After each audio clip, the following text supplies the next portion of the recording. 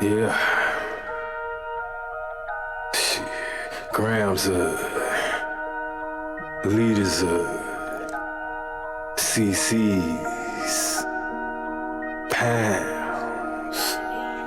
Close cash, close call, close encounter, close up. Pounds leaders grams, get your dosed up. Cut this up and post up, and get dosed up. This for them voted like the movie, make the most of. Monday night at 8, I can't wait to set you straight. These opinions and debates, for them folk they can't relate. I gotta elevate your mind through these signs of the time. Dishing out that medication for that deaf, dumb and blind.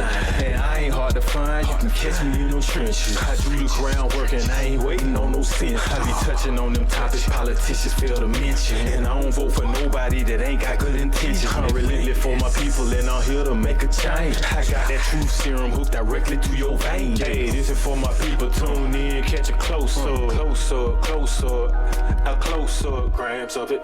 Tune in, liters of it, close-up, pounds of it. Pounds of it, yeah, grams of it, liters up, pounds, get your dosed up, dosed up, dosed up. Alright, yes sir. Get dosed up. Get dosed up, everybody. What's up? It's Monday night, 8 o'clock, obviously. I'm your host, Sharpshooter, a.k.a. Dose. The man that just let that thing off in the background is Lab. What's going on, my brother? And I think we about to get to it. What's up, Lab? Going on? How was your weekend? Oh, man, my weekend was wonderful. I had the time to play, and then I had to do a little bit of work. But the playing, you know, I like to take a shout out, or send a shout out to Jackie Shan. She showed up in the studio. Okay. Blessed that track for me. You know what I'm saying? We're going to put some work in. Shout out to Moolah, too. She next. Okay. But, yeah, she did one of them on the spots for me. You know what I'm saying? Okay. I hit her with that, hey, you know. So you don't consider that work? Open. You consider that play? Yeah, that's play. That's play. You know what I'm saying? That's grind. That's regular for me. You know what I'm saying? I enjoy that when you do, you know, doing what you love to do and enjoy that. It's not necessarily any labor to me involved. So. All right, but now that work part, that was the actual grind. I picked up some overtime hours, you know. Went on in there from about like 2 to 10:30. Did your thing. Knocked that out. Yep. You know. Okay. Well, let me ask you a question. Have you ever thought about when you do overtime how it puts you in another tax bracket? Oh, I just discussed that today. See, hey, you must have been there for the conversation because I'm like, man, it's good now. But when I file them taxes, boy, they gonna hit me. So what I said was, let's just say if I was supposed to get $1,500, maybe $2,500 back. If they took that and I ain't owe nothing, I'd be cool with that because I'm gonna have something stacked anyway from all this OT. Okay. But to have to pay them something, I'm like, oh man.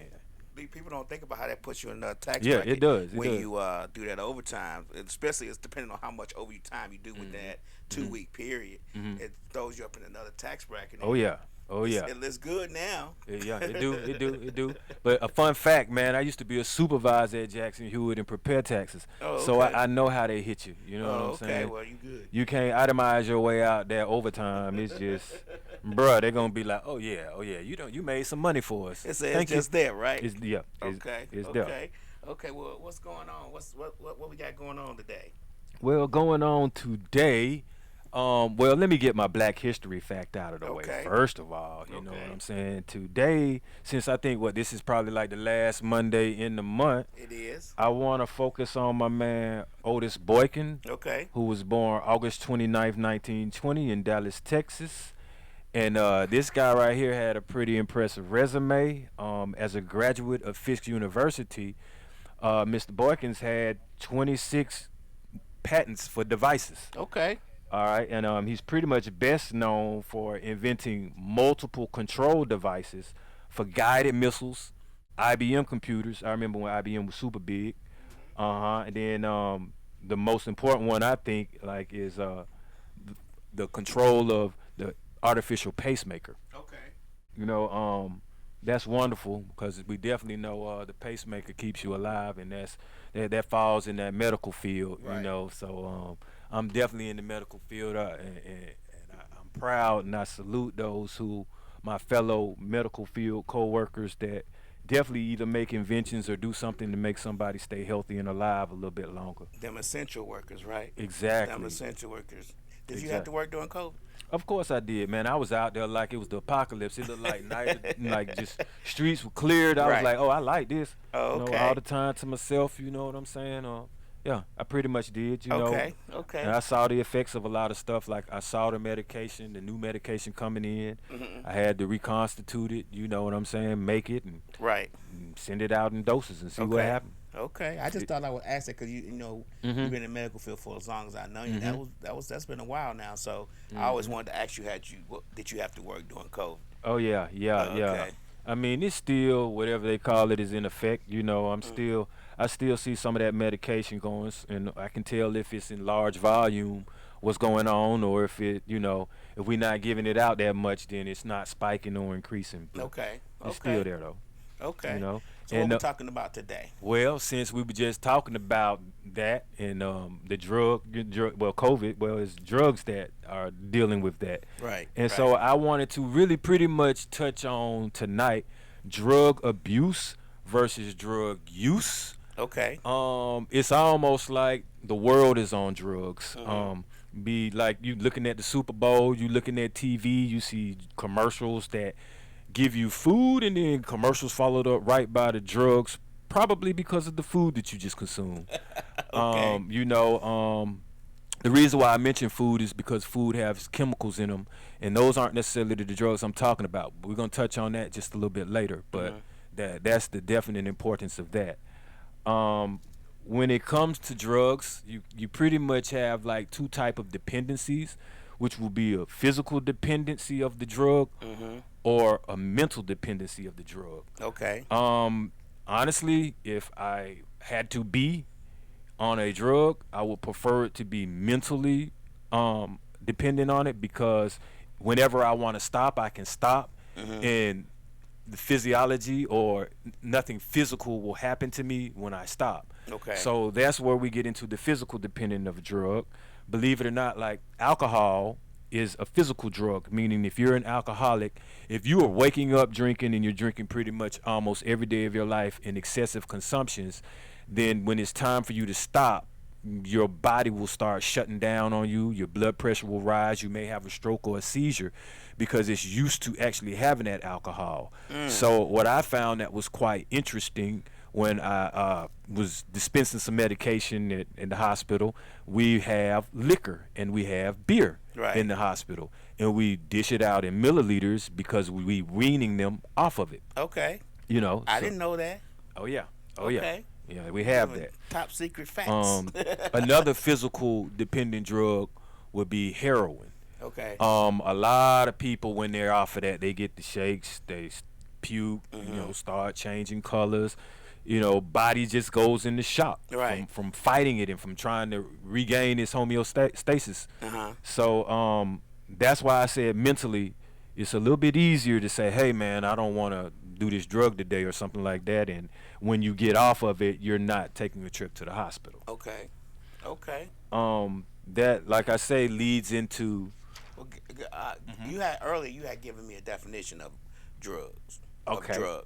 All right, so a drug pretty much is considered like a medicine or any other substance which has a physiological effect when ingested or otherwise introduced into the body. Hmm. Okay, so you can have like topical drugs, meaning you rub it onto the skin, but it's going to absorb into the body. Okay. You can have intravenous drugs, which means you have to get them injected into your veins or injected into a particular site, like a subcutaneous site or up under your skin, but Mm. that's a IV drug. Okay. You have oral drugs, which come in pills, capsules, Hmm. tablets, things like that. You also have oral drugs, which come in suspensions, like liquid forms. Okay.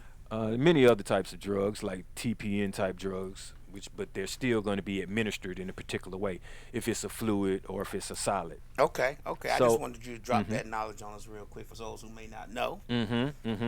and so with that, there are many things that you may not think that could be a drug that will fall up under those categories. Hmm. Like certain enhancements. or supplements, Oh, should I okay. say. See, a lot of people don't think of supplements as a drug. Well, supplements are gonna have some type of chemical equation with it, and if you ingest it or intake it, it's going to cause a physiological effect on you. Supposedly, so that's a drug. It's G and C. You know what I'm saying? So those are actually just like considered drugs that aren't necessarily always FDA approved per se. You see what I'm saying? So yeah, you really sometimes just taking a chance with these things. Oh, wow. Yeah, a lot of people don't think of well, I guess you would. I guess you would because people who play sports, if they have a performance enhancing drug, you get what I'm saying? They consider that to be cheating. So, Oh yeah, clearly it is though. I mean, now if you juiced up and you have more strength than your average person, that's an advantage. Right. Especially if you're in like the sport of boxing or something where speed and strength and stamina are involved, and okay, look at it like this. No, just simple energy drinks. People like to take them and feel like it's a boost. And we're gonna get on the particular drug and the reason why you feel like that too. But back to like the enhancements and things like that. That's why some drugs are banned and outlawed, and that's why they test a lot of athletes, all the time because of that. okay. I mean, Okay. if that were the case, then any and everybody can get out here and start trying to juice up, work out, stay in the gym a little bit, and you got a shot. Okay. Okay, I get what you're saying. So, on the physical and the mental drugs, to me, for a novice, break down to me how those, like you just said recently, I would rather be mental because I can get off of it easier, better rather than physical. Tell me the difference as how can you mentally get off it quick? Okay, so first of all, when I say mental, I mean you think you have to have it and you like doing it, but you really don't have to have it, and if you don't use it, then you won't have a physical effect that harms you. Okay. Okay, so now that we have that situated, so okay, mentally, like everybody doesn't have to smoke. Let's just say weed if they don't want to. Right. And you're not going to have to go to the hospital and have the shakes and get your blood pressure, taken and things like that because of it. You're not gonna have to have anything hooked up to your veins, no IV, or get doses of liquor and milliliters to maintain, you know what I'm saying, your health. Okay. Okay, now physical, like I said, okay, we can take it. It doesn't even have to be recreational or heroin. Like with the insulin, if people don't necessarily take their insulin, then it's gonna be an effect to them. You can die. Okay. So that's where your body is physically depending on that, and you need that versus mentally depending on it and not necessarily needing it to survive. Okay. Now imagine if you had the strength, imagine if you were a diabetic and you said, well, hey, okay, here's one thing that you can do, because your mind does play a part. If you decide to eat right, certain type diabetes can get to maybe where they just have to take a pill and they don't necessarily have to have insulin. Okay. And that's a wonderful thing. That is. Because that means that you don't have to inject yourself all the time, and that particular insulin is expensive. That's another thing about drugs, they're expensive. Very. And the recreational ones that we choose to do, those are actually prescribed drugs, and that's why it's kind of illegal for you to have them, because if they weren't prescribed to you and you have them, then and most of the time, like I say, when you're dealing with a particular, like a recreational drug, that's going to be a narcotic or a class 1 through 4, and those are the ones for painkillers, and those are the ones that are like opioids, and they are the ones that are highly addictive, and those are the ones that you can overdose off of. Okay. They're also the ones that can become psychedelic, which affects your functioning. That's why they don't, it's not necessarily to be considered as a recreational drug. Now, I've always thought of psychedelics as mental drugs, okay, because there are some psychedelics that they say mentally opens your mind. Yep. We're not going to go down a list of those because we don't want to seem like we're giving out advice about taking drugs. But I thought of psychedelics as mental, and since we're talking about them, okay, is that not the case? So I'll touch on that since I'm in the pharmaceutical field. Right. A psychedelic is what you really don't want. It's like acid and Right. LSD and Right. things like that, and those are things that are hard to temper or control. Meaning, like, it may affect you a different way than it affects me. Okay. I can't determine how long they will last. I can't determine anything, but I gave it to you. Okay. And speaking of that, it's been slipped on a certain group of people back in the 60s. Right. You know what I'm saying? Just to see in effect, they've had operations and experiments to see what that trip do to you. You know what I'm saying? You can get on that dragon if you want to. And I tell you what, Right. the opioid crisis ain't nothing to be played with. Right. And it's really something that it derives always comes from nature. You have the opioid plant, you know, poppy plants. You have mushrooms if you want to go the psychedelic route, but see, that's more of a natural, holistic route that you can take. But you also have to understand nature can poison you too. Right. Oh, right. So, or see, these type of things aren't regulated to the point where you can't say pretty much. You can put milligrams on the dosages of mushrooms and things, but I can't say what it's gonna do to you. It's gonna do to me. It's not gonna have the same effect. Exactly. Right? So that's why a lot of that isn't necessarily encouraged. Okay. You know, like how. Okay, they give out Percocets. They know the strength in the milligram of it. They know what it's supposed to do because it's precise. Right. And it's going for neurotransmitters. It's going to block pain. That ain't what shrooms do, or that's not what acid does. That's not what LSD in them does. So when you say psychedelic, oh yeah, it'll play with your brain and shoot off certain endorphins, shoot off the dopamines and things like that. But it can physically get you addicted and hooked in a negative way. Okay. It's gonna start altering the way that you look. Okay. You know, you might not want to eat anything off of it. Them side effects, which I get on, a side effect basically is an undesirable effect of a drug or medical treatment. So it's something that you ain't gonna like. Suppose it starts causing your teeth to fall out and your hair loss, but you feel euphoric. Yeah, you know, you were just talking about how the Super Bowl, they had the food commercial, then they had the drug commercial. I just find it very, very ironic how when the drug commercials come on and at the end they tell you all the stuff it's gonna do to you. Oh, that clearly. it could do to you. Yeah, you can take this if you want to, right, but then and sometimes the it's gonna side help effects, this, but it may cause this. Yeah, I'm like, man, look, if death is one of the side effects, y'all can have it. And they always heart have, attacks and stuff. Yeah. It can cause you a coma. Right. You know what I'm saying? But you might have a little bit of hair, that hair that you wanted. Right. And I'm like, it's not. No, it's a lot of it isn't worth it. That's why you need to read. You know, and you need to understand why you might need to take something or why. I just go by this. If it's a necessity, yes. If it's a want, no. Right. You know what I'm saying? If it's recreational, try to make it as holistic as you can be. If you can grow it, that's something different. That's different. Now, if people were out here growing coca leaves, pulling it up from the dirt and chewing on it like you do tobacco or like you would do a sugar cane, I can't necessarily say too much. But that ain't what they doing with it. And we know that ain't what they doing with it. It comes from a leaf to a powder, so something in the process done switched, man. Right. So that's a no-no. That's a no-no in my world. Well, you know, so, you have to break down those chemical compounds within that plant. So that's how you get it to that powder form. So something had to be added to break down that structure. What they had to do was add bases to it and boil things and take what it normally and naturally is supposed to do out. Right. Now maybe you can have a base, but what if you just let it soak and then you put the leaves and you wrap the leaves around people, or you chew on the leaf and numb your gums if you want to extract the tooth or something similar. And they used to do that. Remember? Like, I know they do. I know. You know, before this capitalistic thing started. Well, you know, back in the day, Native Americans used to use stuff like that to help pull teeth. They even said that back in the Egyptian times, 5,000 years ago, they saw brain surgeries and they used certain plants for certain things. I love holistic. You get what I'm saying? So, natural. Those things are true, are very true. Think about now how, even though they're trying to say one way or other, how you know they're saying that marijuana is, you know, helps with certain things with pain and stuff like that. It does. And when and that was something that they were using way back when too. It increases appetite. It helps you with sleep loss. You know, if you get sleep. It helps you if you're nervous. It helps you if you're nauseous. Some of it helps you with pain.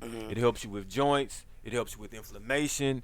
Man, it helps in many ways. Hemp, and so does that. But especially if you use it as a gel, it helps with cancer, man. Oh, okay. The thing is you can't stop other people from growing it. Right. So I think that's why it's illegal. You know what I'm saying?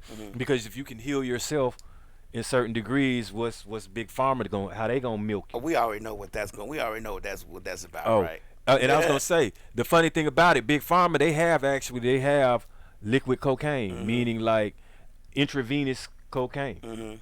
And then they use things like lidocaine, bupivacaine, novocaine, ropivacaine, cane. Right. All of these canes. Right. You see what I'm saying? So, like they really do numb. Right. I think the reason why, you know, hemp is illegal is because of big pharma. They haven't figured out a way, or Congress and the Senate hasn't figured out a way to let them get their hands on it without it being a problem for other people growing it and selling it as well. So once they figure out how to stop the regular person from doing it, then they'll be okay with it and they'll be legal and they can get their taxes off of it. The big pharma can control it. They always think that the big pharma is better at controlling things. The big corporations are better at controlling and distributing things better than the regular person. Well, I just find it funny that vegetation, something you can pull up from the earth, you know what I'm saying, is illegal. Right. And then oh no, you can't grow it, but it has seeds. You understand the problem. Now, I'm not. Oh trying to yeah, get I off clearly I'm not trying to understand. get off what you're talking Oh about. no. I get it. Yeah. In New York, they were trying to grow their own vegetables in the. You should be able to. And they said they couldn't. Well, see, that's It what I was was gonna say, illegal. because vegetables heal as well. Right. Man, if you on a vegan diet, you in there. You know what I'm saying? You know, but anything like I'm saying, health is wealth, and that's what they cashing in on too. But they're not curing anything, and that leads back to, once again, their health. What they got, their drugs have side effects, which I just explained to you, but also adverse effects. Okay. That's you know what I'm saying? Most of the time when you're hearing what you're saying, what you told me when we were talking about on TV, those are the side effects. But the adverse effects, which a lot of people don't want to mention, are the harmful undesired effects. The effects that hurt you, or something like you taking something and next thing you know, you inflamed and you now have hypothyroidism. Okay. You see what I'm saying? From what you didn't have. Right. Now, you don't want that. You see what I'm saying? Right. That's not necessarily a side effect. That's something adverse. Okay. And that's like- an adverse reaction to the drug itself. Exactly. Okay. Mm-hmm. Okay. And then you have what you call like allergic reactions. That's why they always gonna say, "Are you allergic to something? Are you allergic to something?" Because they don't want to give you this, and then the next thing you know, you're gonna have something adverse if you're allergic. That ain't a side effect. You are, because the side effect, oh man, I'm kind of sleepy. Oh, I'm tired. Oh, this itch. You know what I'm saying? That ain't gonna make it so that they have to start checking your vitals, Right. and then trying to reverse Right. what they had done to you. So I don't think a lot of people think about people think about the side effects because they give you those willingly, but they don't think about the adverse effects or the allergic effects of those drugs or those whatever the doctor's giving them or whatever they're taking. The adverse effects are big, because if you're taking multiple drugs and you have an adverse effect, you don't know which one of them is causing you the problem. exactly, or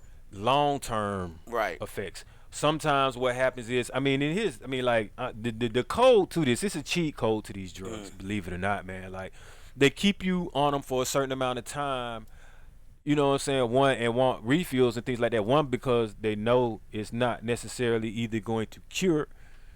Two, they can make money off of it. And sometimes it's actually like trial by error basis. It's called practice, right? They It's- practicing it's on you. We gonna give this to him, see what it does to him, and if it does it to him, we gonna give it to 10 people. We gonna see out of the 10 what happens. And okay, I tell you something funny. Like, why doctors don't prescribe this, and some of them try to say they don't because your average person ain't gonna do it. But this is what they need to be singing from when you get straight through the door. Like, try to give you something natural that will make it so that you don't have to take something that is made, because most of these drugs are like we Made from discussed, natural exactly. Or it could be taken from an animal, which is natural. But you got to understand, like, that same snake that could probably cure you can kill you. Yeah, I don't think. See, like you just said, the money's in the treatment, not the cure. And if I tell you some natural stuff that you can take, then the pharmaceutical representative ain't gonna take me and my whole office to lunch. They ain't gonna give me free trips you to the. right about that. They ain't like gonna give me free trips to do come Cancun. to that too. It's They ain't gonna pharmacy give me week. a new Ferrari every year because I'm not selling enough drugs for them. I'm But- giving you holistic approaches and natural approaches to things, and that's gonna make my life worse. I won't be able to get the 10-bedroom mansion. I got to get the 8-bedroom mansion because. See, man, well, believe it or not, man, half of these pharmaceutical people and reps are on the recreational drugs. Right. But you best believe they gonna use some Viagra if they need it. Right. You know, if Especially they got a whole erectile trunk of it. dysfunction or something, you best believe they gonna use some Propecia or something like that if they got hair loss or if they think that's gonna work for them. You know. Mm-hmm. But. And you know what? I want to go back to one thing you said, and I'm gonna let you go forward and tell us about the story you told me earlier. You know, I just thought about it when you said that they don't really know. It's kind of like they're just giving you trial and error.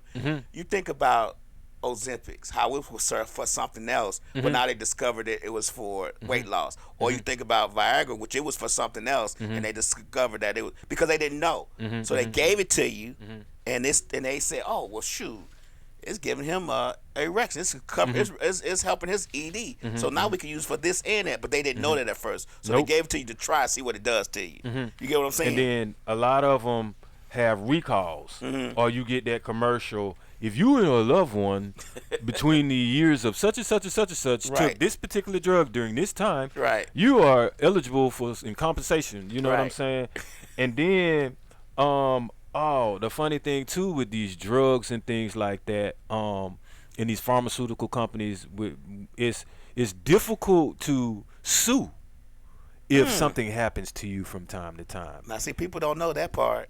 I mean, well, they got a lot of money, and then, I mean, sometimes you be signing waivers and things when you do things, and they quick to go get test dummies, and quick to go get people that'll, hey, for a little bit of this and that, they'll take these surveys and these experiments, and that's how a lot of it goes. But you know, one thing that I was shocked about is because they're supposed to go through like 5 to 10 year trials. Right. And think about it, if it went through a 5 to 10 year trial, but they recalling it 30 years later how many people you done damaged. Right. And think about when something catastrophic happens or you have an epidemic and these medications are coming out within months. Right. So I'm like, hold on now. Who was the trial and error for this? And it's in months. Right. And then now you get, we ain't gonna go into it like that, but you getting all these people coming up saying they experts on this and that. How you gonna be an expert on something that ain't even been out? Right. You know, and then if you really just like, are you taking it? That's when you get to see what's going on. Right. Take your own product And see and how it affects you. Mm-hmm. I get it. So tell me about the story you told me earlier. I found it kind of interesting. So you know, I surf the web from time to time, and you know, this was a particular like medical mystery that I heard. Okay. And so basically, to sum it up, long story short, there were two brothers, and they were in Pakistan. So when they were younger, they would always go out and play and rush home. I'm talking about play like everybody else does, all this high energy, and then but before the sun went down, they would have to run home. So the way that the story was described, guys looking up playing soccer and they see the sun going down, so the brothers are racing each other to get to the house. All right, so the sun, right as they get to the house, the sun pretty much hits, it's down. So one of the brother tense up like he just got in a coma or rigor mortis and falls straight on the doorstep. The other brother jumps over him, runs up to the stairs, just manages to jump in the bed, and boom, he tense up the same way like he in a coma or rigor mortis. They can't move or anything. You can't move their limbs or anything like that. They can't move, they can't hear you, they can't respond. They're just like that. All right, when daytime comes, boop, they wake up. They just like any other kid, handling their business. This was in a village in Pakistan. All right, so now scientists tried to study him for a while and couldn't figure out what was going on. Okay. So a well-renowned doctor in Pakistan decided he wanted to spend some time with them.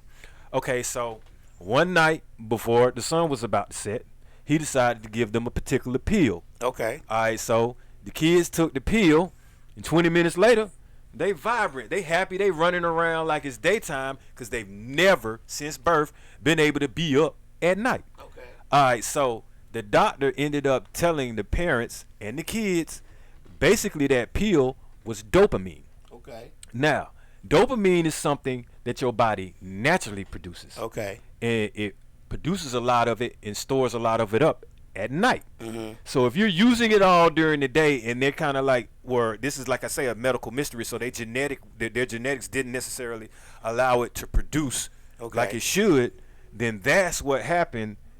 In their body pretty much shut down on them.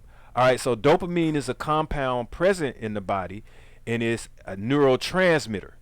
So like neurotransmission, obviously that's in your brain. Mm-hmm. So if you have a stroke, your brain gonna shut down, and certain things of your body you're not able to function. Okay. Well, without some of that dopamine, the neurotransmitters weren't able to function during their sleeping hours. So it's kind of like they were basically paralyzed. Okay. In the morning, rejuvenate. Okay, so the sleep helped them rejuvenate the dopamine that they needed Well, for them few hours that they were able to be outside. It's a lot of things that actually occur to your body when you're sleeping. Uh-huh. You know what I'm saying? That's pretty much part of the homeostasis. Okay. Your circadian clock is acting, and it basically, like I explained to you, when you sleeping, it's supposed to kind of be like your body is getting like a little tune-up or going to a mechanic. You know what I'm saying? That's why your rest is important, and it's definitely important what you put in your body. Right. Because what you put in your body sometimes can disrupt your neurotransmitters. It can disrupt if you are restful or not, or able to get sleep. Right. Of course, you know they have drugs for insomnia, but you kind of don't necessarily want to have to take that. Right. Right. So sleep is very important to your overall health, and I always heard that before, that when you sleep, your body is healing itself. So, you know, you may have aches and pains, but once you sleep, those aches and pains the next day may not be as bad as they were the previous day, because you slept and your body was able to, like you said, tune up or to give you a little oil change, whatever, while you were sleeping. And that's why I don't get why people always say, man, I don't need no sleep. I'll sleep tomorrow. Okay. Okay. Well, see, actually, what they're doing, and they don't even know it, them chemicals, and they causing a chemical reaction in their body, and eventually you're gonna shut down. Right. Or if that's why they say, okay, so if you go, let's say you go a week to 2 weeks no sleep, then something is wrong. You need to go seek some medical attention. Exactly. Okay. All right, but if you narcoleptic and you just falling out all the time, something is wrong with that too. Right. Rest, like I say, is important. If you neglect it, then your chemical imbalance is gonna start going off. Some people are cranky. Right. Okay. Right. Very Think much of it so. as if you don't eat as well. Things will start happening because your food needs that. I mean, your body needs them nutrients from the food. Okay. It needs some of the drugs or the chemicals, you know what I'm saying, that to process, or the vitamins, shall I say. Okay. You know, nutrients and are some of the things that your body can produce, but it may not be able to produce an abundance of it, so you start ingesting certain things to help. Okay. I get what you're saying.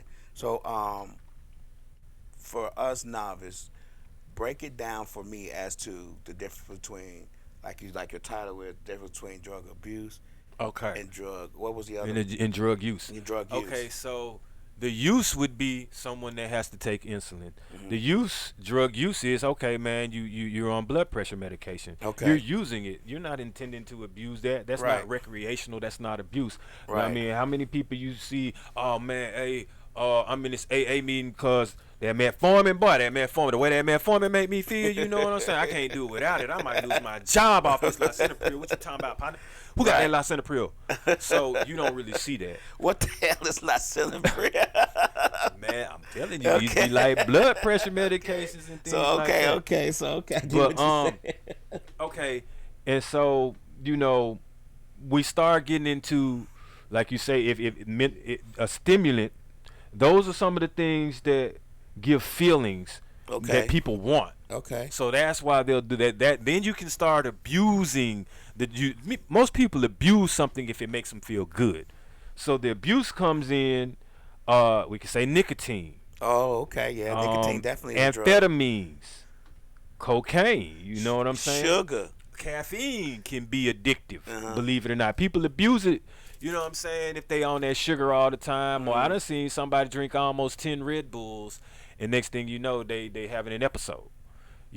Or like Mountain Dew. Some people be addicted to that Mountain Dew or that Coke. They gotta have a soda. Or they gotta have a coffee. Right. Okay, believe it. I don't necessarily see people. Okay, now here we go with the drug usage. A lot of times a barbiturate. which will be like sleep inducing. You don't necessarily see people on barbiturates or abusing a barbiturate. Right. Most of the time, because if they feel like they have insomnia, they're going to actually go to a doctor and try to handle that. Right. You don't want to fall asleep behind the wheel or anything like that. Now, believe it or not, and surprisingly, people don't necessarily get hooked on antidepressants because it don't. It's funny how antidepressants make you feel depressed, but they supposed to be antidepressants. I don't get it. Everybody that There be you on go. like a Zoloft or Prozac or Wellbutrin be like, man, I feel fucking miserable. Right. You are And I'm 100% and I'm like, correct. well, damn, ain't it supposed to be an antidepressant? And they be like, yeah, but I'm more depressed when I take it. You are 100% correct about that.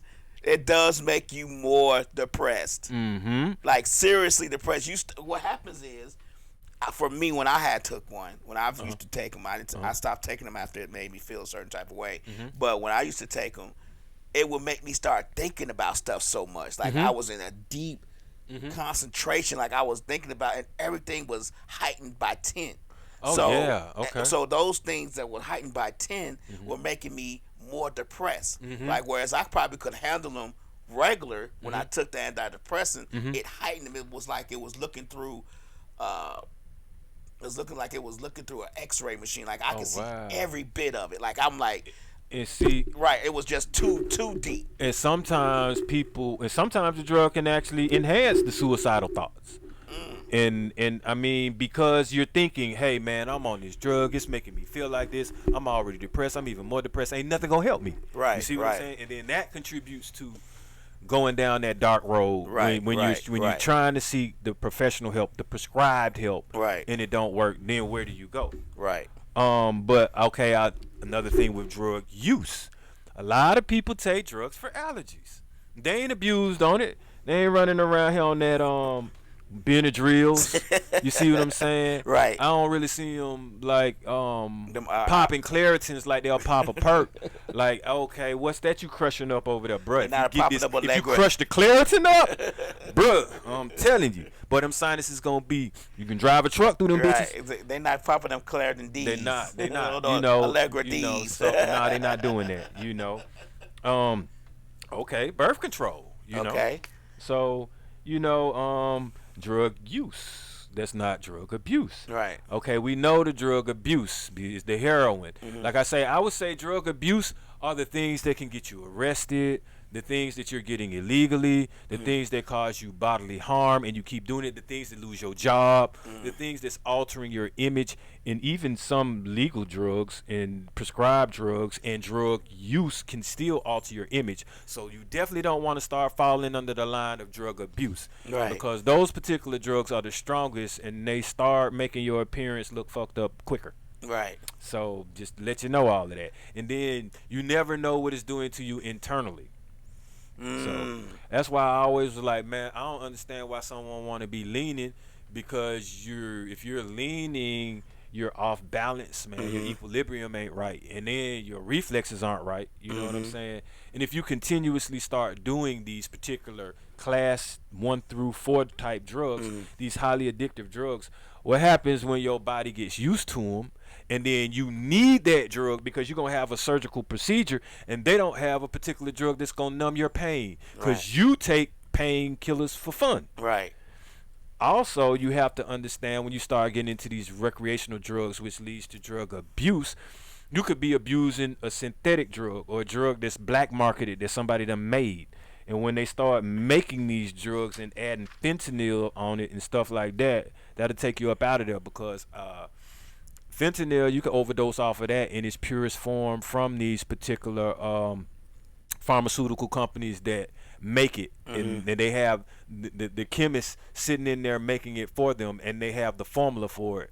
So you mean to tell me if that can kill you, you'll be willing to try, like some kind of gremlin, you willing to try some dirty fentanyl pills? What Ronnie done made in his basement? Hey, exactly. Ronnie up here cooking up stuff. You don't know what he. Ronnie He just adding putting stuff in there. Adding Bayer to it. Then he gonna add some lighter fluid to it. Then he gonna add some STP to it or something like that. And there you go. Right. And man, look, but I've had roommates, man, that do particular recreational drugs, and coming in at all hours of the night. You don't never have no toilet paper. Nose be running like a faucet. You know what I'm saying? Wow. Or water hose in Adamsville on a summer day. But I'm just saying, bruh, like, and loud, obnoxious. You don't want to get on these particular drugs and start taking somebody's life because you're behind the wheel on it. You know what I'm saying? Like I say now, alcohol. So they say that Ambien CR, that's a drug, like real hard. It knocks you slap out. Well, And I mean, Ambien. Yeah. Oh yeah. Yeah. I mean, you know, well, that's the thing. The thing is to pretty much sedate you. okay. You see what I'm saying? It ain't curing you. If you're sedated, then you can feel that. So that's like a placebo. Oh, something working. I feel ooh, but you might still be batshit crazy. You Okay. oohing, but you just crazy slower, or you haven't solved what you wanted to solve. You just high doing it, and that's what a lot of people don't like. Right. Because it feels like now they feel like they're swimming, but they still have that subliminal of, I'm not solved. I don't feel good. I'm just floating through this now. And then it kind of upset them because they're not in that natural state of feeling like they can rush to do what they need to do. And it backfires. You see what I'm Right, saying? Because like right. I say, if you swimming, but you normally hyper, but the hyper might not necessarily mean you're acting wrong.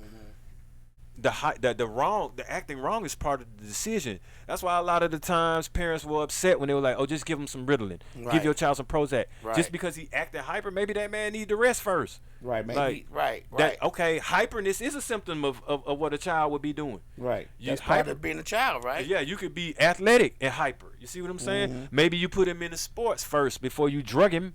Yeah. Yeah, a lot That's of people it. throwing them kids in there reeling. They was like, why you doing that? Because he hyper. No, he's just Okay. being a child. Now, and that's another thing. Drug use affects more of across the board. From Right. adolescence, you could be an infant and you're on drugs because you could be premature. Okay. Or they okay. want to give you your vaccinations and things like that, right? Uh-huh. But you've seen a junkie baby, you've seen a drug abuse baby, you've seen babies, strung out on Enfamil, or babies strung out on, you see, so they're not drug abusing. Whoa, All right, a lot how of kind of babies were drugs strung out on Enfamil? they wouldn't. Okay. See what I'm saying? Okay. Like I say, you see me. I thought you said use. Oh, okay. It's I drug thought you use, said you don't not see, abuse. I thought you said you see You can't babies strung abuse it. out. Oh, you Yeah. said you don't see babies strung out on Enfamil. No, Okay, that's okay. drug use. Okay. And once again, a vaccine, that would be a drug use for a baby. Like, Okay. And adolescents shouldn't be on drugs. Mm-hmm. I mean, or if they are, it's a drug use. Like if you have a kid that has diabetes, or Right, if right. he has, asthma, he's taking an inhaler. Or leukemia or Inhalants something. are drugs too. Right. Or leukemia or something like that. Exactly. Right, Right. right. I mean, we have deficiencies and we have disabilities. You see what I'm saying? But now we don't have kids or babies that's recreationally on drugs. You see what I'm saying? Right. Okay, so once again, and I really wouldn't even want to put teenagers or kids or youth on certain supplements for athletes. Maybe a nutritional supplement. You see, some supplements are different. Some are diet, like for diets, and some are for nutrition. Like nutrition is a diet, but as far as a particular weight gain, your nutritionist will put you on Ensure rather than send you to GNC and put you on that weight gain powder. Okay. You see what I'm saying? I get what so you're that's saying. the difference in that. Uh-huh. Your nutritionist will put you on Glycerna or something similar to that, and you might want Gatorade or something to drink when you want some electrolytes or something similar Right. to that. But once again, it's all drugs. Right. But none of it is abuse. Okay. The abuse, once again, when you have those friends, them gateway drugs, them party drugs, they can't do without it. Every time they show up, they gotta have this. I had a friend, everywhere he went, he had that pack on him and that bottle on him. So to me, that was abuse. Everywhere he went. That's abuse every Right. time. You know what He I'm couldn't. saying? So let me ask you a question. Do you think he could function without it, or he needed it to function? Okay. Yeah, you can function without them, sir, because you're not on it 24/7, right? But how do they act? Are they cranky? Or they function without it, but they another person when they own it. Oh, yeah. See what I'm saying? Yeah. So it's still There's still aspects of that. exactly. Okay. And then sometimes they the same, but it just intensify. Like they may be obnoxious when they sober, and when they More drunk, obnoxious. it's just like, bruh, man, you gotta sit in the corner somewhere, man, because they off the chain with it. You Right, know? right. And me experiencing drug abuse and alcohol abuse. I can tell you, as a child growing up, when my mom and them get drunk on the weekends, there's a totally different scene going on. You feel what I'm saying? Like, so I understand that 100%. So I witnessed it and experienced it firsthand. So this is not allegedly. This is 100% my experience. So you are 100% correct on that. Now, I'm a compassionate person because sometimes people don't even want to be on the drugs that they're addicted to or that they're abusing. Or sometimes they got on it in certain ways. I mean, you could be a war veteran and you got an amputee or something and you just were on painkillers and now it got out of hand. Right. You could be a rape victim and that's how you cope. You could be a victim of domestic violence. You could be homeless. It could be many reasons as to why you do a particular recreational drug that's not necessarily good for you and that's more addictive and you're abusing it. You know what I'm saying? But to those people, I would recommend a support group, rehab. Always just tell yourself you deserve something better.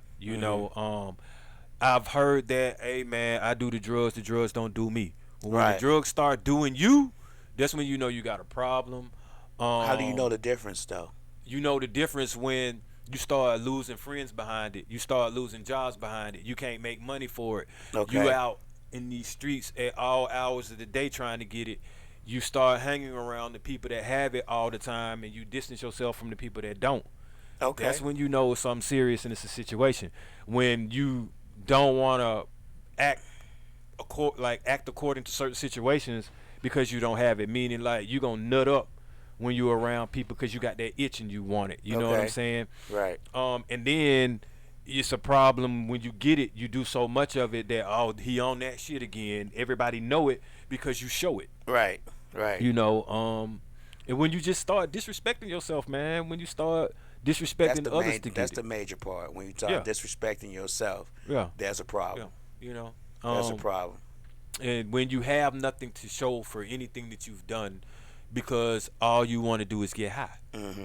I can admit, like, a lot of, I've heard some quotes like, why don't get high on your own supply, or why would you get high in the middle of a struggle? You see what I'm saying? Or if you broke, you don't need to be buying drugs. Right. Things like that, if it take all that to get it, why you doing it? You know? Right. Or if you can't do it in front of someone, your folks or your family, why you doing it? All of these kind of things. If you gotta hide it, why you doing it? And that's when you start thinking to yourself like those things, then it's time to stop, man. You gotta know when to say when, and abuse people don't know when to say when, bruh. They don't, man. I see it, man. And actually, I've seen people that need to be on drugs. And they not. Yeah, they because they don't want to be. But they need to, because when they not on them, they homeless and they creating problems for themselves. And then they get on another type of drug to cope, and that takes the problem that they needed to be on drugs for to a whole nother level. Okay. And now they out here like they need a chemical balance. They need that drug. Exactly. Whatever the chemical imbalance is, that drug they're taking keeps it balanced, which keeps them on track to do great things. So I get what you're saying. If you have gout, you need to be on a drug. Right. Or something. You see what I'm saying? Like don't kid yourself now. And that's another thing, especially to my elders, man. Like if the doctor say you need to be on something, and I don't always trust doctors, but if you went in there because you feeling fucked up, then the doctor telling you something, man, don't leave out there without taking the man advice. But now I will say, man, do your own due diligence, do your homework. If there's anything that you can do to not have to go there and to not have to take that pill, do that. But now you can't sit up here and be like, well, man, I'm not gonna take this blood pressure pill and I'm gonna fire up this fried chicken, boy. That's all I'm gonna eat. And then when you stroke out, don't be wondering why. Right. And then that's another thing that you have to understand with this drug abuse. You affect other people. And that's another thing that you have to understand with this drug use. When you elder or when you need a particular drug, you could be young and deficient off of it, not take your insulin and out here having to go to the hospital. You causing your family members some stress. You causing yourself some stress and pain. You running up that insurance or you running up them bills, all because you don't want to do what you're supposed to do. Lady Lion Love say you gotta have that willpower. Okay, exactly. Right. Willpower is the mental. Right. Definitely. You definitely can have that willpower for certain things. You always got to have it, even for the physical dependent drugs, because if your mind ain't made up to say, I don't want to do this, then your body not going to follow anyway. Okay, there you have. You broke that down like fractions. Oh, man. Okay. I broke it down like it's a chemical equation pretty much. But now, let's get back to the drugs that's like in this food and in the things that we consume, because I look at that as like a vicious cycle. It's a circle, man, and it's the people out there benefiting off of our demise with this, and it's people that don't push. They just now starting to push these vegan commercials, and they with fast food joints. So I don't trust that. I'm not finna trust no vegan Burger King when I don't even want the regular Burger King. Y'all can have that, but the food. Right. When I'm talking about the chemicals in the food, I'm talking about the dye, the food coloring, what they using to preserve it. Right. Chemicals I don't even be researching and I can't even pronounce. But chemicals that ain't even on the periodic chart damn near. I'm like, where y'all getting these chemicals from? And then not only is it on the food or in the food, sometimes it's in the packaging that they have it. And that seeps in on it too. So it's like, damn, man, there's chemicals in water nowadays, bro. Yeah. So Let me ask you a question. You know, you have vegans and you have vegetarians. They seem to think that those are healthier eatings, but I consider pesticides to be a problem too, because those are chemicals. Like we just talked about chemical poisons. Like if they're spraying pesticides and stuff on these vegetables that you're getting from the store, and you're not growing them yourself, you don't know what's being put on them. So I tell you this. You got a better chance washing that fruit off than you do frying up some ground beef. But So don't the heat cook that off though? but the heat don't stop the chemical process that's gonna happen to your body when you eat that beef. Okay. It ain't gonna stop them arteries from clogging. See, it's a lot of stuff you don't see that's going on, and that's how you know what I'm saying. These chemists, they know, they testing these things. They see what happens. You see what I'm saying? They know what's going on, man. And like I say, okay, you can always look at it like what God gives you, or what the universe and what nature gives you, versus what man got to produce. Right. So once again, man, plastic is a man-made production, and it's wrapped around your food. Okay. Also, you got to understand what kind of drug do they have in these foods that can allow it to be in a vending machine for a week or two at a time, man, and we eating this shit. Well, yeah.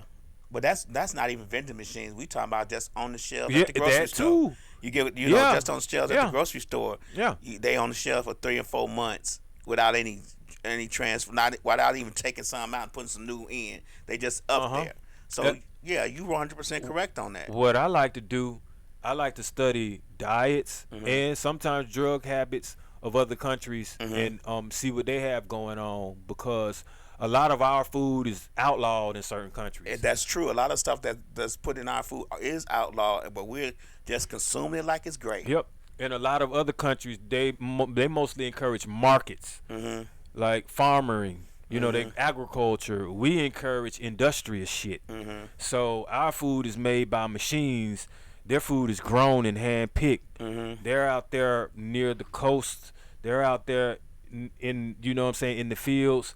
They digging, you know, they cultivating, they plowing, and they planting. Think about the Chinese and Japanese fish market, how they go out there and catch the fish. Clearly. Then you go to the market and you pick it, what you want to eat, and it just came right out the ocean. Man, I was incubated, grown in test tubes and shit like that, grown in some type of lab industry. A lab. But, you know, and it's like, man, it's like, to me, I don't want no scientists fucking around with my food. I need a farmer, you know what I'm saying? Like, I'm like farm to table. I like that. I mean, they making 3D food now. Oh, man. Because they're saying after I don't know if they're saying like 2050 or beyond that, that eventually it's going to be a worldwide food shortage, and we're going to have issues, so we got to figure out alternatives to the current production of meats and vegetables that I like. That's like either eating like an astronaut or eating like a war vet, a person at war. You eating out of cans and things like that. I mean, but see, once again, you have to understand, your body needs essentials, and the shit we eating ain't essentials anyway. So that ain't too big of a problem. What would be a problem is you can't get your hands on no vegetation. Mm-hmm. You can't get your hands on no water, and you don't know what can heal yourself off of land, and you ain't got no kind of pills to pop Mm-hmm. because I mean an antibiotic or a penicillin can save your life. Right. Shit. I was looking at a video from Killer Mike today. Mhm. He was saying, he was asking people in the audience, how many of you farm? How many of you hunt? Mhm. How many of you, know how to I forget Fish or something. fish? How many of you can fish? Mhm. Mhm. He was saying you are more dependent on the system than anything, so you can't revolt against anything. Nope. You Well, get what I'm shit, saying? I'll go even further. Shit, just chop some wood. You can warm yourself. They say Right. if you chop wood, you warm yourself twice. Right, with the physical labor Yeah, of and chopping then it, you can then heat when it up bringing later in, on. yeah, And yeah. you're gonna get some strength. You see what Yeah. I'm saying? It's three- And you gotta haul it. Yeah. So it's a lot that go on, and all of that helps you because once again, man, see that is why doctors, or that is why people should encourage exercising. Because if you look at it like if you're in a car and you mash that gas, you got gasoline going everywhere through that car, and that shit is functioning properly. All right, or it should be, or at least it's getting it to there. Right. If you exercise, you sending off chemicals, blood, oxygen, all of these different things to help repair yourself and help build. I mean, your body is nothing but white and red blood cells and water, man. The more you exercise, you pumping blood. The faster your blood pumps, the more you can produce what you need. The more you can heal clean your yourself. system out, right? Yeah, and then it provides endorphins, Mm-hmm. which get you high. When you work out, man, they get a gym high. It cleans, and I'm gonna tell you, when I used to work out every day for 2-3 hours, every day, except for Friday, except for Saturday, Sunday, so 5 days a week for 2 or 3 hours, my mind was clearer. Clearly, I'm telling you, like, Yeah. though, I'm telling you, like, my mind was so much clearer. It was like things that used to bother me before I started exercising. It didn't bother me no more. Like, it was like, it actually was like we were talking about earlier, like a antidepressant. There was a physical antidepressant, like you said, dopamine and endorphins would start pumping through my blood, and my mind was just much clearer. I was less stressed out. I was less worried, but I felt good, like real deal. So to show you how dope the body is, what does the body start doing when you start putting chemicals and drugs on it that it can't handle or it doesn't want? It rejects it. You'll vomit. Okay? If you get, or if something happens to you, sometimes you get a headache, or you get hot. You see what I'm saying? Or your heart starts fluttering. It starts, things start. You might black out, pass out. Nose start running. Nose start bleeding. A lot of things start happening to you when you start taking some of these drugs, or you activate chemical reactions in your body. Right. Like I say, there's already drugs in your body, and they do what they do. Man, that's the funny thing, man. Like with epinephrine, which is adrenaline. If you're not producing that, you pretty much can die. You see what I'm saying? And then it's like it's that's what's giving you energy when they pop you with that adrenaline. It literally jolts the heart up, and it bring you back from death. But you have to understand that your body produces that. It actually produces that, man. Natural production. Yeah, it produces insulin, glucose, dextrose, all these different damn things, man, that you introduce to it is actually already producing, with the exception of some of these chemicals. Right. You know what I'm saying? That's why they have to have it written or have it on the back of what you're consuming. Part of that is FDA regulated. Okay. What's in what you're eating. Okay. Because once again, like let's say you eat a food and it has peanuts in it and you're allergic to peanuts.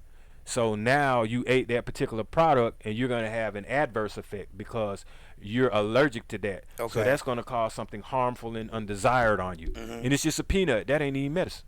Right. But you're gonna have to have some medicine to help reverse you that. reverse that Exactly. Adverse reaction or allergic reaction to it. So yeah, I get what you're saying. And okay, like so I'll say as far as to we'll get to why maybe someone might want to do, we'll say like the opioids or the hardcore class drugs, simply because your body actually produces what we call endogenous opioids. Okay. And those are attaching to your receptors and your pretty much neuroreceptors, which gives you like the feeling of euphoria. Okay. So that's why people like to take the cocaines and like to go on the LSD trips and things like that, because it's more of what you would say is psychiatric. Some of them aren't necessarily psychedelic, or it's psychologically affecting you as well as Okay. physical. The psychological effect of, ooh, I feel great. You Right. see what I'm saying? Now, when you get into, like I say, like the mind altering, psychedelic and psychological are two different ones. But the s- the psychological ones will make you feel good, and those, believe it or not, like I say, in the endogenous opioid is pretty much like I said, it's almost like a morphine or heroin or codeine, oxycodone, fentanyl, hydrocodone, which will pretty much make you feel a certain way as you're slipping into having your pain receptors blocked. Okay. Cause like let's say if you, a lot of people that are gonna be in intensive care or in ICU, they'll be on a pretty much a codeine and the oxycodone, and it's not funny because I'm compassionate. When they first go in, they'll be in pain, and so you'll hear them be like, hey, I need my codeine. Oh, hey, I need that fentanyl. I need this pain because I need that Percocet. Then when they get it, they like, oh, hey, okay. And before it wears off, if they want it again, they'll be like, hey, let me get another one of them Percocets. You see what I'm saying? But if it wears off, they say, hey, I need a Percocet. So that Percocet is, remember when I said it's not wearing off, they're in euphoria, like, hey. So imagine feeling like that, but you're not going to have any pain after it. So Okay. that's why recreational users will use it, or that's why you feel euphoric from it when you take it, because like I say, it slowly slips you into, if it can block pain, you ain't feeling nothing, that's a high. You're not feeling nothing. Exactly. You, You're as not they say, feeling not zooted. pain. You definitely not feeling nothing else, right? Right? Yeah.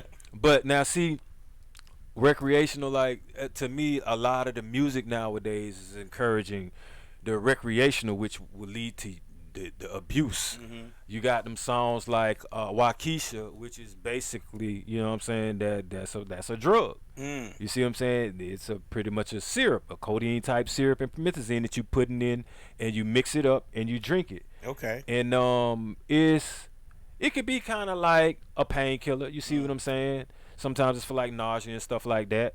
But those would be like the Percocets and things like that, or if you're taking a particular codeine, like, and you're taking it in liquid form, it's because either you might be incapacitated and can't swallow it, All right. or that'll be intravenously, but or swallowing the type of pill will cause a gag reflex, or you might not like that, so then you get to drink the syrup form Right. of it. But either way it goes, you shouldn't be doing it recreationally. Right. And like I say, all of that is in the music, man. Perk popping, pill popping, Zan popping, and you know, one of them will make you feel like you energetic, and the other one will make you feel laid back. Everybody tends to like the laid back feeling, except when they probably do particularly cocaine. Right. But I don't really think that's cool, man. It shouldn't be trending. It shouldn't be fashionable, because a lot of people end up actually going to the ER and From be that, tripping off right, of it, man. right. And a geeked up way of life ain't a way of life to be, because you're not in control of anything. Right. To me, even let's say if I get too drunk when I'm recording, it affects how I sound. Right. It affects if I'm eager or not. If I'm okay, so Your I have cadence get levels affected, to it. right? Levels to this drunk.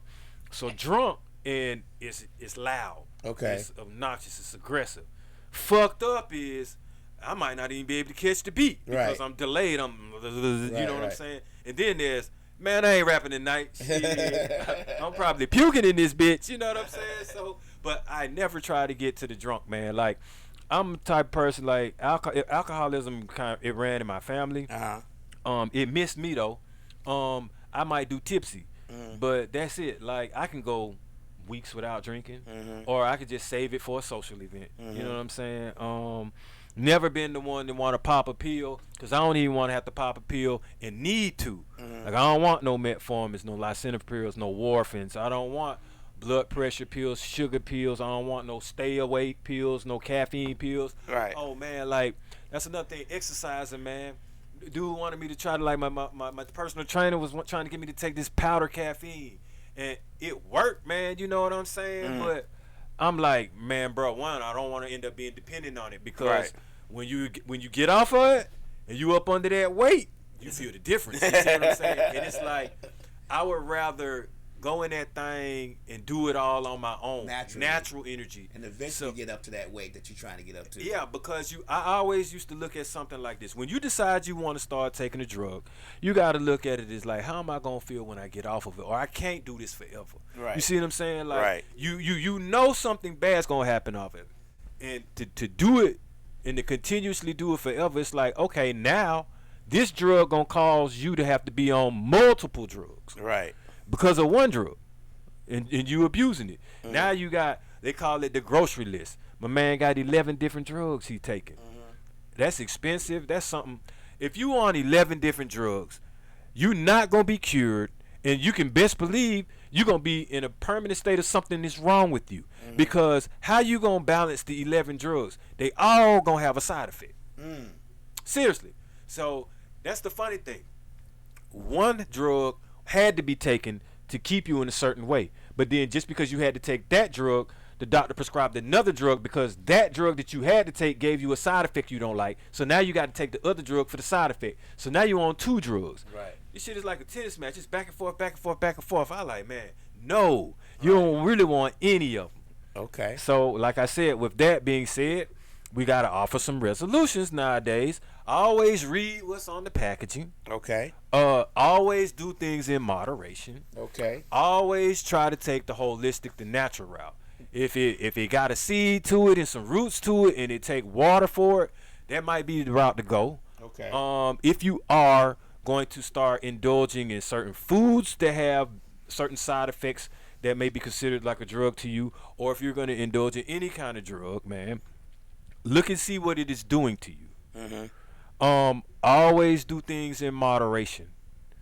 If you even have to do it. I'm more you have to have it versus, or you need it versus you want it. You know what I'm saying? Because you don't necessarily have to get down on yourself for needing something. But when you want something, that's when the guilt starts coming in, because you know you don't need it, but you want it, and you want it.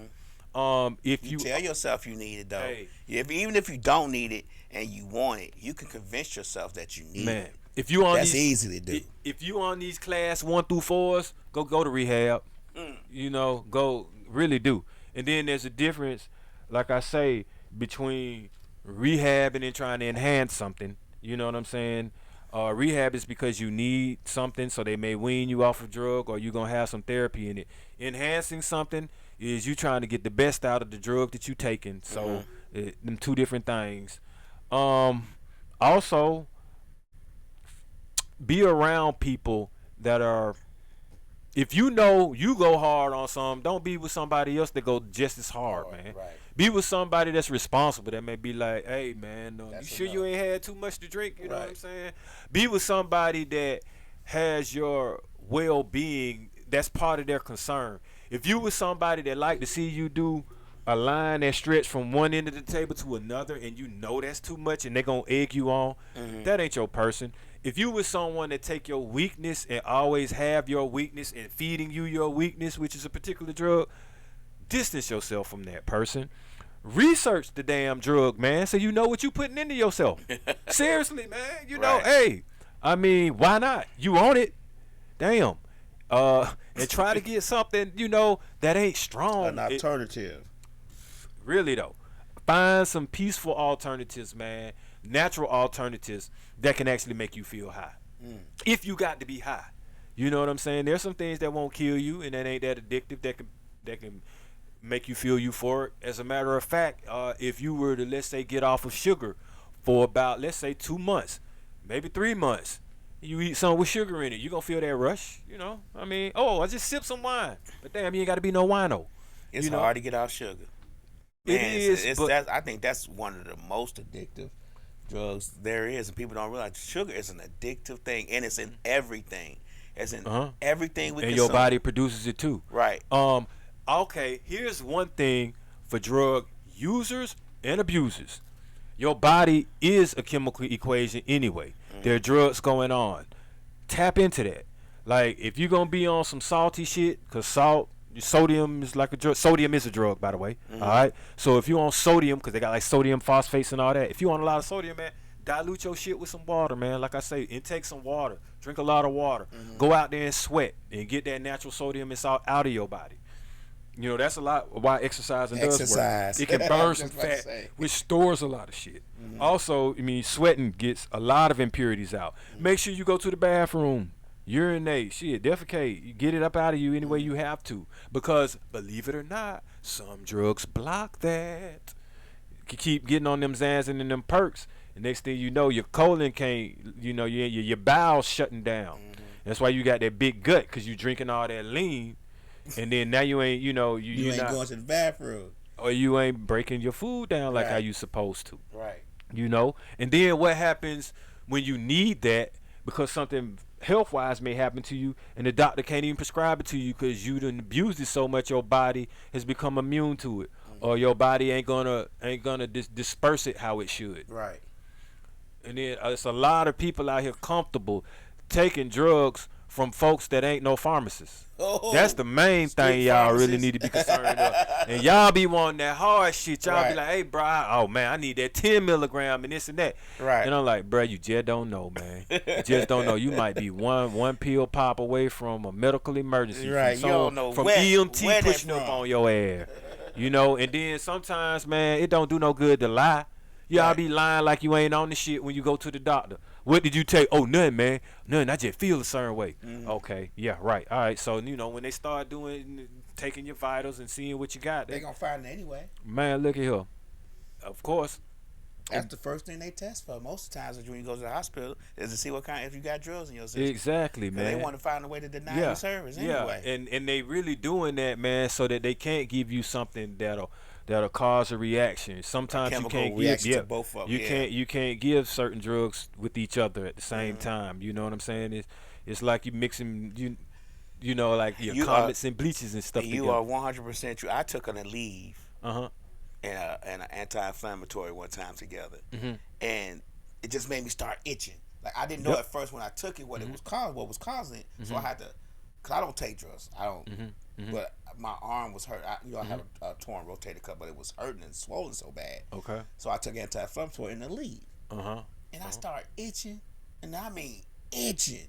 And it wasn't no little bitty itch. It was a lot of itch. Yeah, that's when it's under your skin. Ain't nothing you can do. No, well, not it was. It's on it. It was topical. Okay. But it was like itching real bad. My hand, man, turning red, and I was like, "What the hell is going on?" So I did it again the next day because my arm was hurting. And same reaction. I said, "You know what?"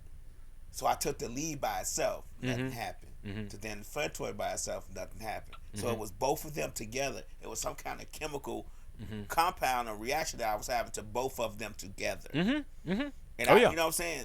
And these were over the counter. They weren't even prescribed. Well, I mean, like I say, over the counter is a drug now. Right. We even got to, like I say, foods are drugs. So that's true. Over the counter, yeah. I mean, okay, that's why they had to, you know, start.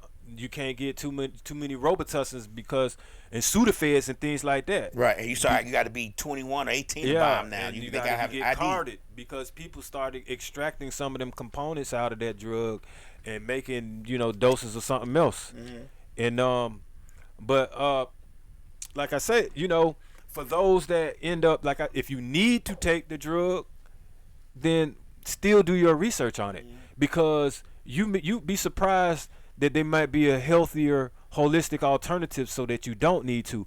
I rarely see doctors start breaking out like holistic natural manuals when they start trying to prescribe something. All they gonna do is send you straight to the pharmacist. You know, but there are plenty herbs and spices and plants that you can get that heal wounds and heal certain deficiencies. You know, like sea cucumbers, man. You could take rambutan. Those are like fruits that you can eat, and they actually help with not necessarily curing cancer, but make it so that certain cells don't produce, and that's preventative. See, that's one thing. That's some things that a lot of people don't tell you, and you can start doing preventative measures rather than curing measures. Yeah, that fruit might not cure the cancer, but if you were taking it all along it could prevent it. You ain't got to cure it if you preventing it. Right. Certain lifestyles help prevent certain deficiencies. But once again, that's why I love to just engage in these type of conversations. Let me ask you a question. Do you think vitamin supplements, vitamins like well, all that gets vitamins, into like, you know, the Wonder Days, Nature's Bounty vitamins, and I don't want to say. Well, I got you. Centrums and things like that. Okay, so to me, once again, I don't take anything unless I have to. But I would say I look on the back of those and look at those vitamins and nutrients that I need. I look at the periodic table. I look at what my body naturally produces, and then I go from there. Okay. If whether I need to take one or not, I look how I'm feeling. I Okay. mean, if you got natural energy, or if you don't have erectile dysfunction or something like that, why would you take a Viagra? Right. So if you running around and you're exercising, you're getting your rest, and you're not tired, then some things you may not need. But now if you look and you see maybe your fingernails are chipping or something, or you might need more zinc in your diet, more vitamin D or something, by all means take those nutritional vitamins. Okay. But sometimes what you don't want it to be a placebo, because if you're taking vitamins, that ain't gonna stop you from having to go to the hospital. Okay. See what I'm saying? What'll stop you from going to the hospital is what you're consuming. And what you do with your body after you consume it. Okay. You know, and like I said, it's inevitable at some point drugs will be introduced to your body. I mean, those who don't take drugs, but you're doing it the natural holistic route, if you have to have a surgical procedure, I don't think you want to go the route that they took in the 20s, in the 30s and things, maybe where they just pour some alcohol on you and go get a saw and get the sawing, because your body can produce a particular drug that'll make you die from shock from the pain. So, you know, you will have to take an anesthetic at some point, Right. and be put under. I don't You even know. think they will give you an operation if you don't want anesthetic. They're gonna tell you, nah, we can't do it. Oh, exactly, Right, exactly, right. because you're gonna have a heart attack. Right. You're gonna have a heart attack from pain. Right. There was once a story, an instance that I heard of where a guy was given a particular drug to go under and have surgery. The drug pretty much put him in paralysis, where he couldn't say anything, couldn't move, but he felt everything. Right. So after the procedure was done, a couple of years later, that man committed suicide because he could never forget the way that pain felt. Right. Now, here's the thing, and I can definitely empathize, and I agree with that. One time of housing, you know, when you frame houses, one of the frames fell on my fingers, but I snatched it out before it could really do some bad damage. Right. But the way that pain felt, it was so excruciating that I can remember it. Right. That memory doesn't jog the pain. Right. Certain things, like people from bullet wounds, or if you had a toothache, or if you had just a certain type of excruciating pain that you had to bear through because you didn't have any anesthetic at the time and you had no choice, that is triggered from time to time, and people are like, I'm tell you something. You know, I got a tattoo on my finger. Worst pain I ever felt. I can feel that tattoo needle going on my finger right now. You get what I'm saying? okay, well, And I got on other that tattoos. one, But okay, on that finger, yeah, it was like on that one, I have to say you right.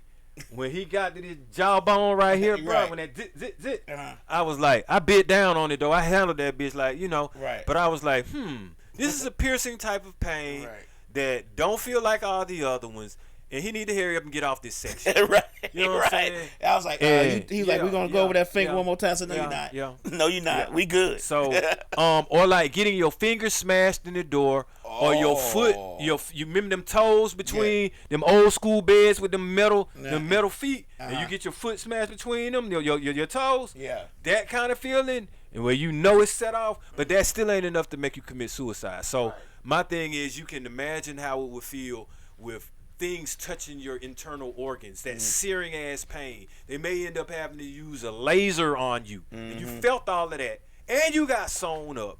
So, you know, that just goes to show that, yeah, in some instances, you're going to want to have that drug, even if you feel like you're holistic and you don't, everything got to be from nature and from a plant.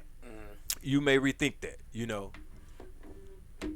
And like I said, drugs are sometimes you can't get away from it. You're born as an infant. They giving you your vaccines.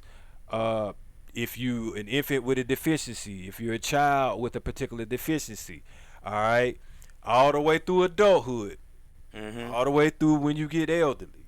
So like I say, I think that should be a little bit more talked about as far as the knowledge and abuse versus the use, because I hear a lot of abuse with the youth because there's really no reason that they should be on some of these drugs that they rap about or that they doing or that they talking about. And a lot of it sometimes they can get them from their parents' cupboard, or they can get them from folks that want to sell them because they know they can make money off them and they don't want to take them. Right. Or they buying them dirty out there from somebody, Right, wherever they can exactly get them from, But we know they're not growing it. So, hey, and then now that's the funny thing. So who's to blame on that?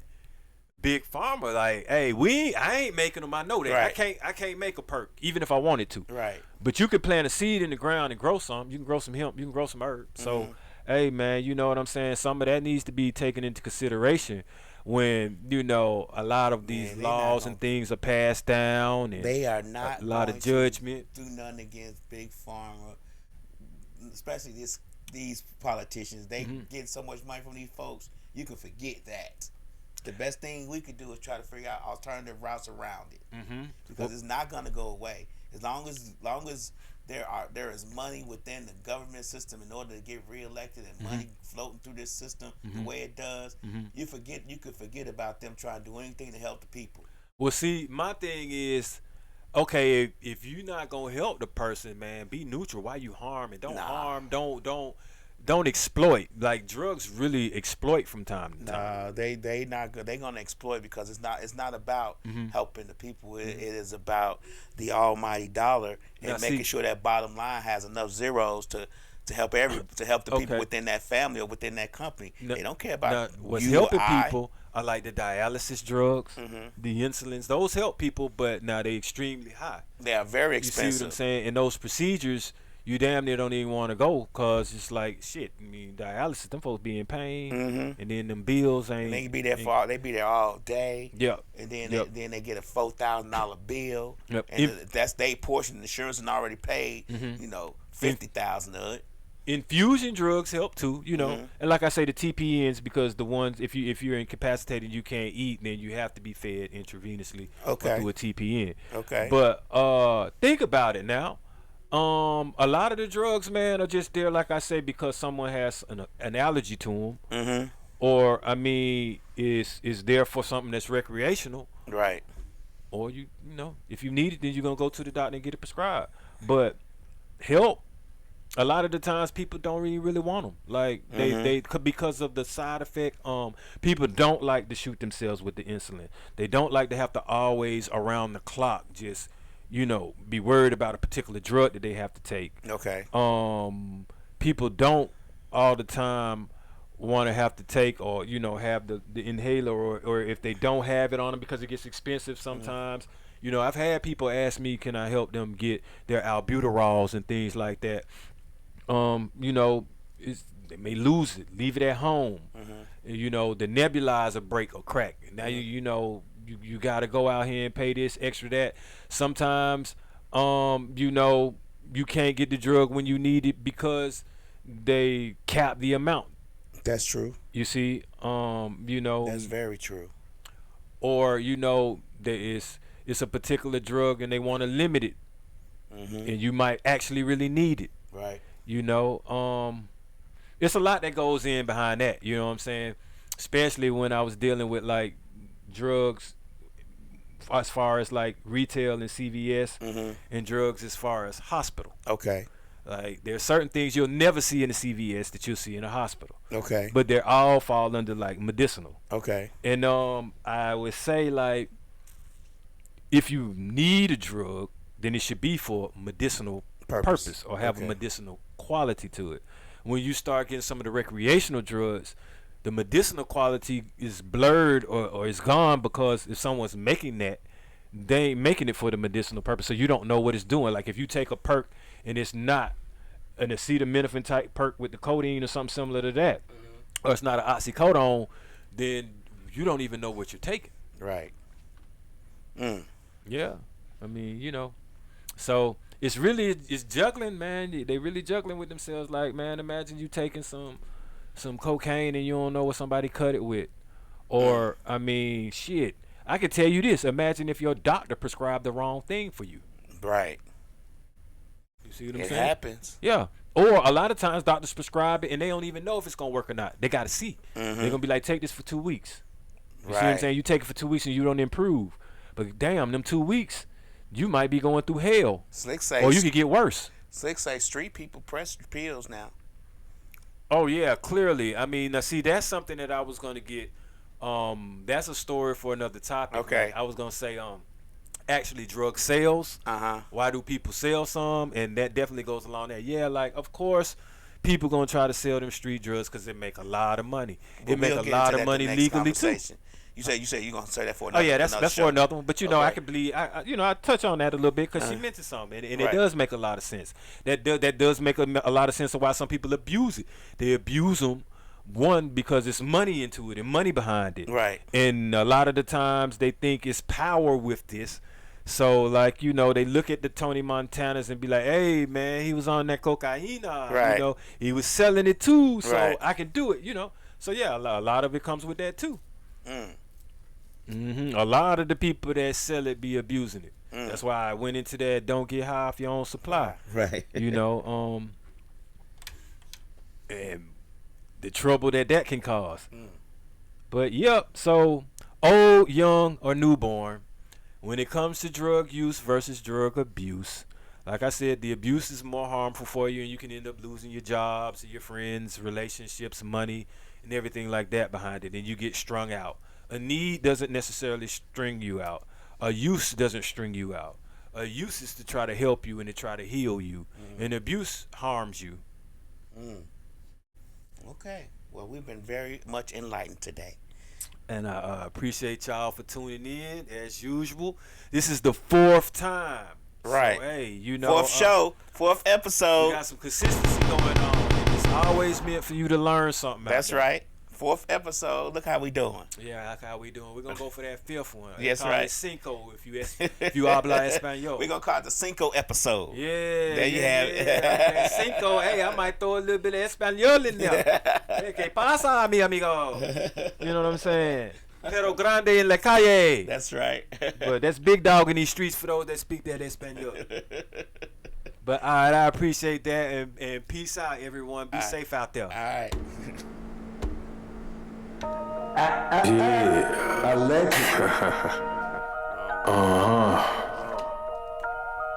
Yeah. Shit. Grams up. Liters up. CCs. Pounds. Close cash, close call, close encounter, close up, pounds up, liters up, grams, get your dose up, cut this up, post up, and get dosed up. This for them voted like the movie, make the most of. Monday night at 8, I can't wait to set you straight. These opinions and debates, for them folk they can't relate. I got to elevate your mind through these signs of the time. Dishing out that medication for that deaf, dumb and blind. And I ain't hard to find, you can catch me in them trenches. I do the groundwork and I ain't waiting on no sense. I be touching on them topics politicians fail to mention. And I don't vote for nobody that ain't got good intentions. I'm relentless for my people and I'm here to make a change. I got that truth serum hooked directly to your veins. Hey, this is for my people. Tune in, catch a close up, close up, close up, a close up. Grams of it, tune in, liters of it, close up, pounds of it.